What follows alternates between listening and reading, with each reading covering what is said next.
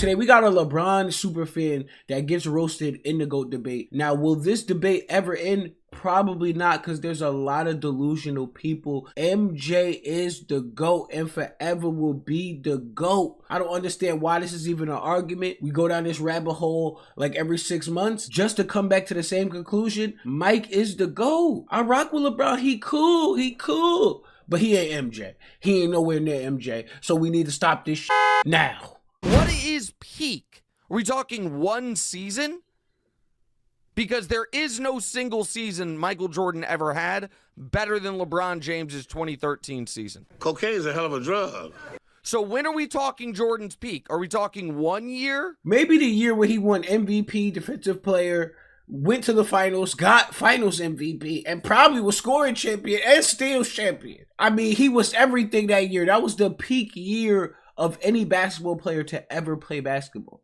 I'm going to be honest, I think MJ got at least 5 years. 4 to 5 years that are better than every other player to ever exist. But there was a specific year, was it 89? Might have been 89 or 88. Bro, this was the most magical year I ever seen in a basketball player. This guy is cap. The MJ Cope in this video is going to get crazy. So lock it in. LeBron's peak was higher. Michael double teamed on the drive, in for the left, gets chased in the corner, comes right back. Patrick! Pippen for Jordan. Anderson with a height advantage, but Jordan with the quickness. Percy Hawkins gets the first Philadelphia bucket. We are tied at 2. Jordan. There is, find the Jordan season that matches that. You can't. I'm your huckleberry. When it comes to NBA player debates nowadays, one topic that gets brought up over and over again is who is the best player of all time with the highest peak in NBA history.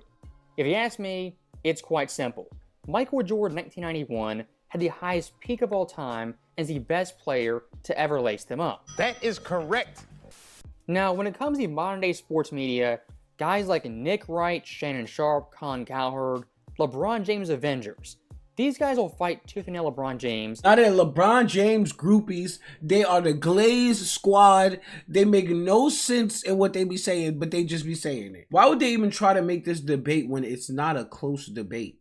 It's not even close. Just because LeBron said it doesn't make it a closer debate.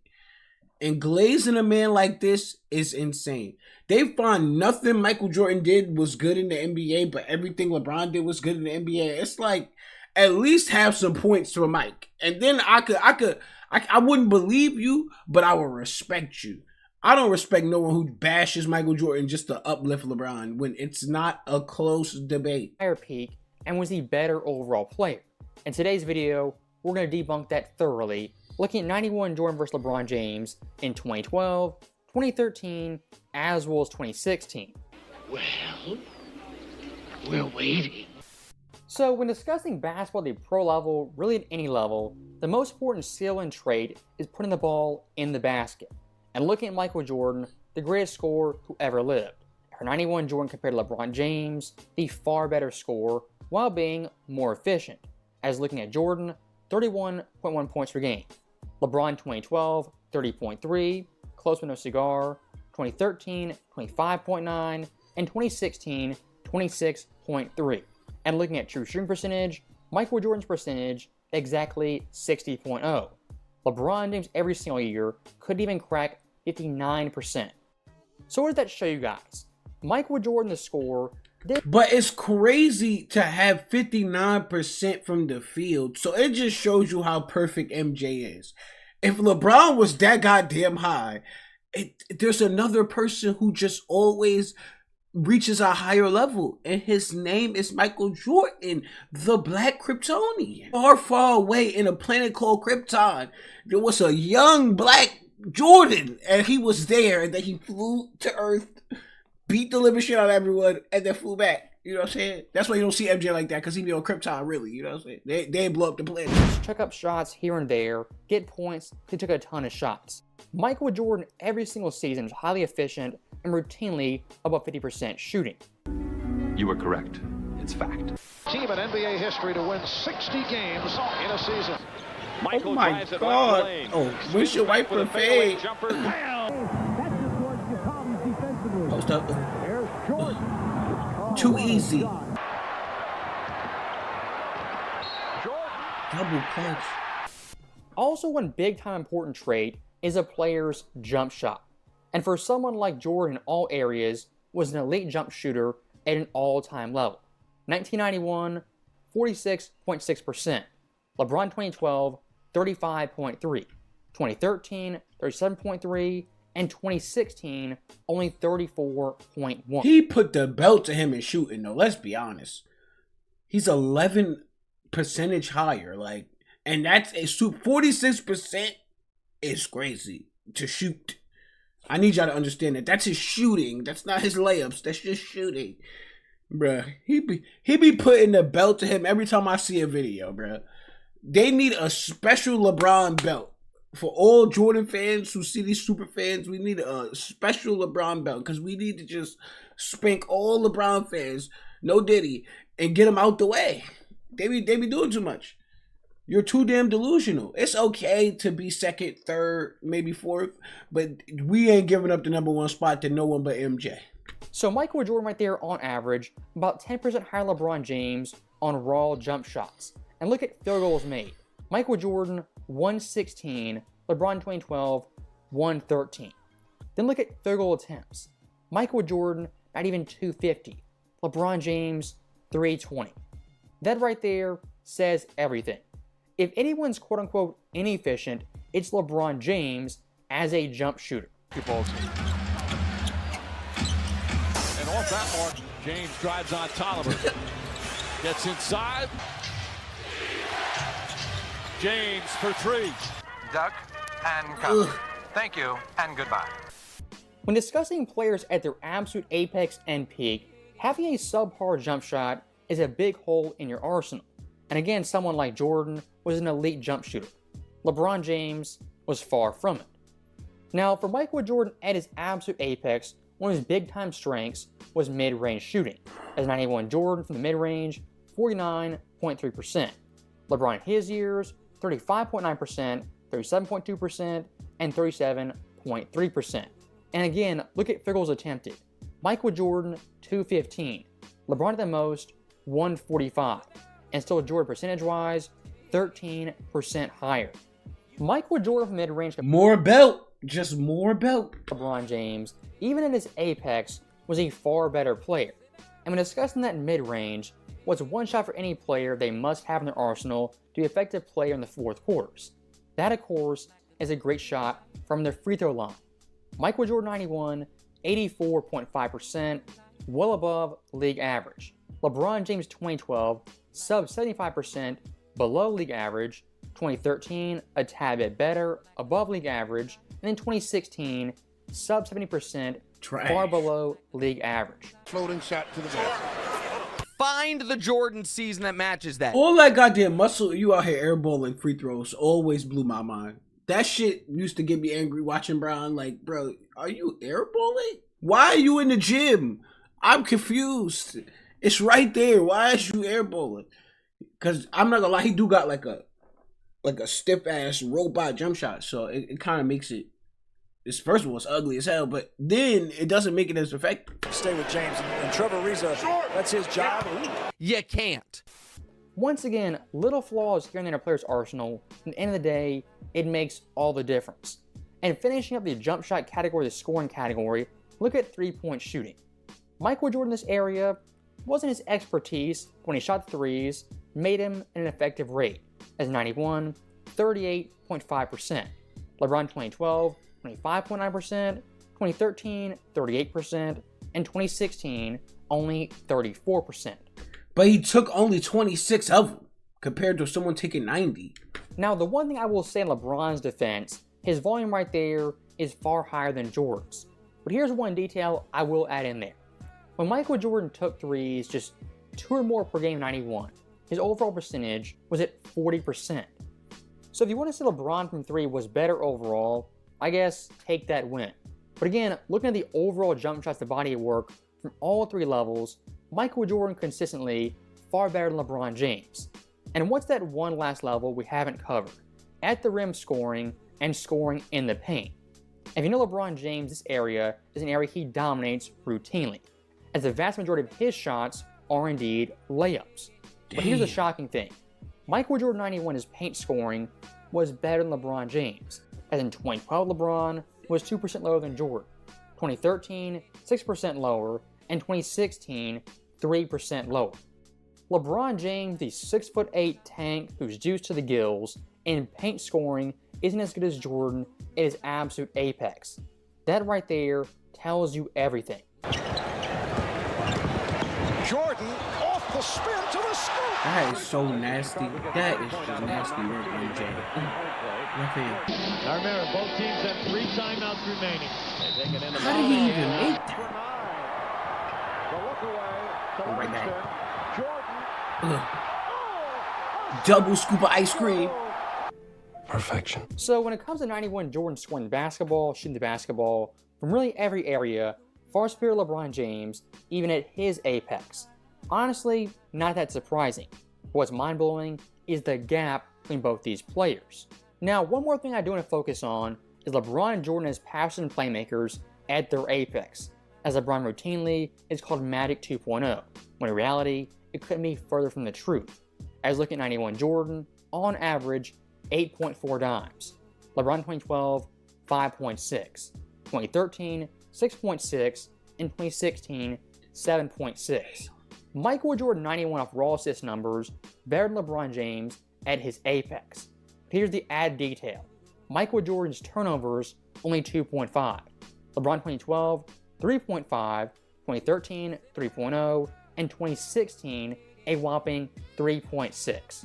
That detail right there, looking at assists as well as turnovers, is crucial in this debate, as the vast majority of ball-dominant players, they can get 7-8 dimes pretty easily, but that turnover number is around 3, 4, even 5 per game. 91 Jordan, it was at 2.5. And think about this, Michael Jordan 91, a quote-unquote average or poor passer, in the NBA Finals, 11.4 dimes per game. That in league history for non-point guards ranks first all time. I didn't even know that stat. So even the passing, he beat him in, especially in the finals where it matters the most. Boy had 11.4. Come on, that is insane right there. Passing dimes and giving belt to the opponent. Shout out to the GOAT MJ. Magic, heading to Game 5 Jordan, had the higher assist average. That's right. For someone like Jordan, his mid-range game, his scoring ability was so great, his passing and playmaking gets severely underrated. As looking at those passes, it's not just giving to a shooter off a curl, they make the shot, Jordan does nothing. Michael Jordan in these clips is creating offense for his teammates, the vast majority of times doing it versus double teams, triple teams, and even zones. And breaking it down even further, looking at 10 assist games, Michael Jordan 91 out of 17 games had 5 games of 10 or more assists. LeBron 2012, 2 of 23. 2013, 3 for 23. And 2016, 4 for 21. Now look at turnovers. Games 3 or more turnovers in this run, Michael Jordan, 7 of 17. LeBron 2012, 16 for 23. 2013, 12 for 23. And 2016, 12 for 21. These are the facts of the case, and they are undisputed. Michael Jordan, 1991, the most turnovers he had in a series was 3.6 versus the Lakers. Compared to LeBron James, it wouldn't even rank top 5. As LeBron 2013, 4.8 versus the Bucks, versus the Warriors 4.4, the Hawks 4.3, the Knicks 4.2, and OKC 3.8. Once again, a big flaw in LeBron's arsenal is being ball dominant and also turnover prone. Now, looking at a great offensive player, passing and playmaking as well as scoring, it's a great combination. And really all comes together is in the fourth quarters of big ball games. Michael Jordan, 1991, as a fourth quarter player, he was simply absurd. Compared to LeBron runs, his scoring average, 9.0, higher than all of them. 1.8 assists. This is when he turned to the real Black Kryptonian right here. 91, 9 points a game, 1.8 assists, 60%, 85% from the free throw line. I mean, the boy just kept up in the level. How is this not your GOAT? I don't get it. Now, I could see where Bron is a special player. But I can't see how him and MJ are even in the same conversation. I can't even see it. I never see it, actually. I don't understand it. It's just LeBron Glaze at this point. It's like a fan club full of delusional girlfriends or wannabe girlfriends of LeBron, pretty much. Because the MJ, he put belt. He turned up. He put the belt, the good leather. You know what I'm saying? The good, some shit they made in another country and they sent it here in a box. And he pull out that belt and get the Pootie-Tang and shit. Tie for the highest, field goal percentage by far the highest, from the free throw line also the highest. Michael Jordan 91 as a fourth quarter player was an absolute maniac. To give you guys some context, looking the entirety of NBA history, the only player to average 8 or more points a game in a fourth quarter run and shoot above 60% from the field is Giannis back in 21. And for someone like Giannis, he's 7 foot tall. Michael Jordan is 6'6" and playing in the 1990s. Remaining Craig Hodges, the three-point specialist. And he shoot a jump shot. He ain't just running to the rim. On the pull-up, yes! And the game is tied at 1. This game 3 of the best of 7 NBA Championship Series. Here's Jordan, yes! In overtime. God, don't double. I'm going to go baseline. Shots, they were able to settle down. They closed strong in the third to get back into it, and they now lead 102-96. So that right there, looking at a player's offensive arsenal, I think Jordan pretty clearly was the better offensive player at his absolute apex. Now looking at defense, while I think Jordan was better, it's not as clear-cut and simple looking at stats and numbers. As for defensive metrics, they tell you some things, but not everything. If you look at the game film of 91 Jordan on defense, this dude was simply absurd. Versus someone like Magic in the finals, a 6'9" point guard, picking him up full court every single possession. Versus Philadelphia and Hershey Hawkins, an elite shooter, going around screens and picks routinely, side-to-side movement that was relentless. Also one of Jordan's big-time skills, getting the passing lanes, getting deflections, and easy buckets on the fast break. And last part of his arsenal, great help side defense, weak side defense, blocking shots at the rim or in the paint. Get that shit out. Nowhere to go. Finally gets it to Wilkins. Jordan all over him. That is. He on that boy jersey. Look, he in his jersey right here. Michael Jordan took over the game in New York last Tuesday. That's a steal. 4 seconds to shoot for Philadelphia. Anderson knows it. Stripped away 2 at the buzzer. They anticipate them working out. There's not been a conversation to me. Michael Jordan was a way better defender than LeBron James. Like a way better defender. Now, Brian used to get them blocks, but besides them blocks, and I think Michael Jordan got way more blocks. But besides the blocks, on-ball defense, off-ball defense, reading the actual offense that's coming up the court and how he's about to play it, that's all MJ. It's clear as day. Because that's how he was able to get some of these steals and get some of these situations. He's seeing it before it happens. Pressure now put on by There go. Chicago. Well, give me that shit. No place to go. He don't want his cookies. Take his cookies. Take them. All right. Van de Way, Jordan. Get that shit out of here. Little Van de Way. I don't... So look, when it comes to defense, yes, it is That boy sound like a subjective. German But looking highway. at Jordan at his peak, in no way was he a below average defender, even average defender. As most nights, the best defender on the court out of either teams. And again, looking at that NBA Finals, on certain plays, certain possessions, guarding Vlade Divac, a 7-foot center. I repeat that, guarding Vlade, a 7-foot center. At the same time, contrary to popular belief, the primary defender on Magic, games 1 through 5. Defensively on Magic, that big switch before game 2. Well, it's helped us out a lot. And I think Michael realized that by stepping up and putting a lot more pressure on Magic. And I think that's why Phil stuck with Michael, because he was able to put a lot more pressure. Now look, when it comes to modern day basketball fans, one thing they all love or obsessed with is advanced metrics. Now for someone like Jordan in the 90s, things like PR, win shares, offensive box plus minus, in his era, he didn't know what they... Alright, we're not gonna get into the nerdy shit of advanced plus minus. You broke it down and it tells me everything I need to know. People out here blind. That's what it is. We need to help these blind people because they can't see what we see. It's clear as that. MJ will forever be the greatest basketball player to ever live. The man is still relevant 40 years later, 35, something like that. He's still popping. LeBron is only popping because he's in the NBA. I don't think 30 years removed from the NBA, people would care about LeBron highlights or LeBron in general. And that's just saying LeBron was a great player, but there's difference between being a great player and being the GOAT. And we got to start separating that. It's not the same shit. It's not the same conversation that we having. So I need y'all to stop the LeBron glaze, LeBron super fans. Stop the glazing. Wake up. You know what I'm saying? I don't know. Hit yourself in the head and start seeing what everybody, well, most people see. Michael Jordan is the GOAT forever and forever. Till next time, if you rock with the channel, hit the thumbs up and hit the subscribe. I appreciate y'all. Till next time.